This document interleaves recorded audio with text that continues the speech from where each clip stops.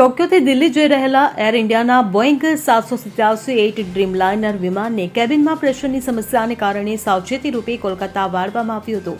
વિમાન કોલકાતામાં સુરક્ષિત રીતે ઉતર્યું હતું, જે બાદ પ્રેશરની સમસ્યાની હાલમાં તપાસ કરવામાં આવી હતી.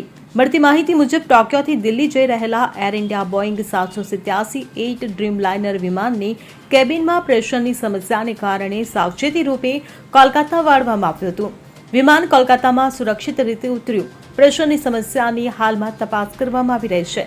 એર ઇન્ડિયાએ એક નિવેદનમાં જણાવ્યું હતું કે મુસાફરોને સુરક્ષિત રીતે નીચે ઉતારી લેવામાં આવ્યા છે. કોલકાતામાં અમારા ગ્રાઉન્ડ સાથીઓ અણધાર્યા ડાયવર્ઝનને કારણે થતી અસુવિધાને ઓછી કરવા માટે મુસાફરોને જરૂરી તમામ સહાય પૂરી પાડી રહ્યા છે.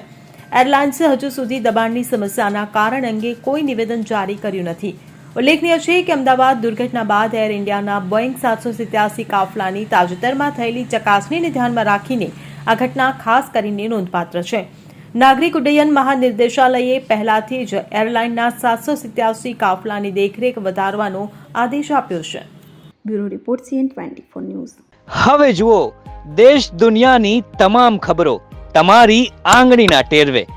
ઉઠાવો મોબાઈલ અને Google Play Store પરથી ડાઉનલોડ કરો અમારી CN24 ન્યૂઝ મોબાઈલ એપ.